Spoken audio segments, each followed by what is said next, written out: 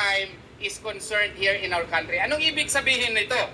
So kung wala pong proceedings po sa korte, sa pre-trial chamber, may trial chamber, meron din yan appeals chamber po yung ICC. Kung wala pong proceeding doon, so wala na sanang exception. Wala na talagang jurisdiction ang ICC dito sa Pilipinas.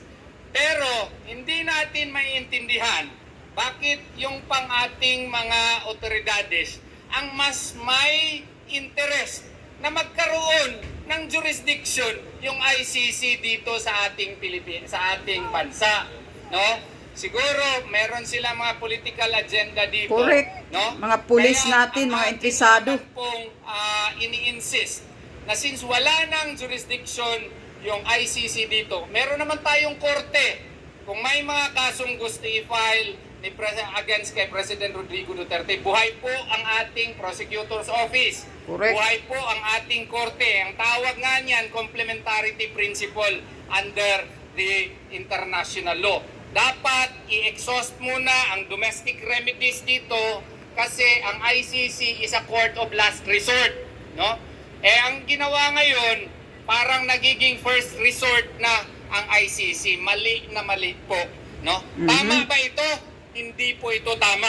Kaya nga po, yung ating mga lawyers, kasi dinala na talaga siya doon. Ipatuloy natin yung kaso natin dito, no? Kasi parang kidnapping po ang nangyayari Kidnapping. Kasi, granting for the sake of argument, pasensyahan na ninyo kasi ako po ay law professor, minsan sige ko in English, no? Makalimot ko Bisaya man day tangdag ko, no?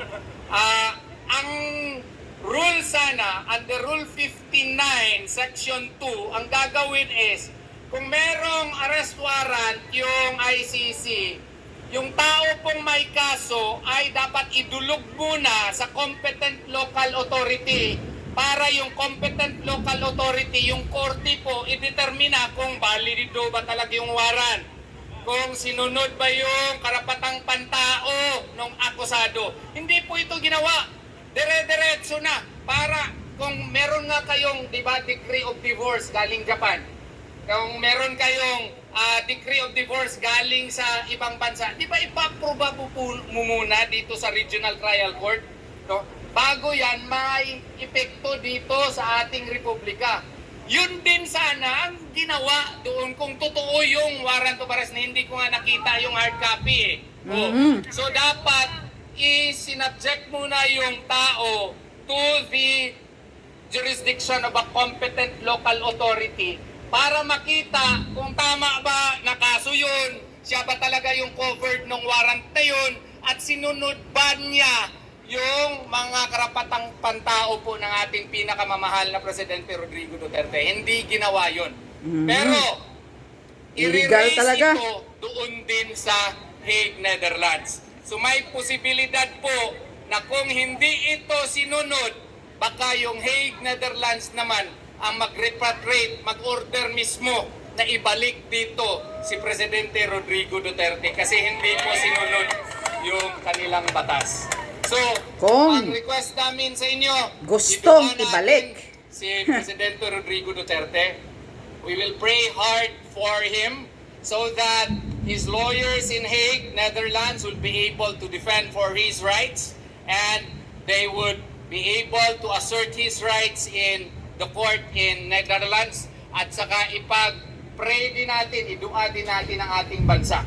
Kasi parang ibang-iba na ang ating bansa ngayon. Correct. Iba-iba ng mga batas. Ibang-iba na talaga. Kaya ito lang ang ating bansa. Kailangan nating mahalin at kailangan natin na siguro ngayong eleksyon wag na tayo magpabudol-budol pa. Suportahan natin, vote straight tayo. Anong sabi ni Tatay Digong? Yung mga senador niya dapat butuhan natin lahat. Kasi baka ang gagawin po ay sunod na naman nilang itira ay ating pinakamamahal na si Vice President Sara Duterte. Baka i-trial, ipa-impeach. Mabuti talaga na kung yung ating mga kandidato, iluklok natin silang lahat doon kasi sila po ang magdedepensa kay Vice President Sara Duterte.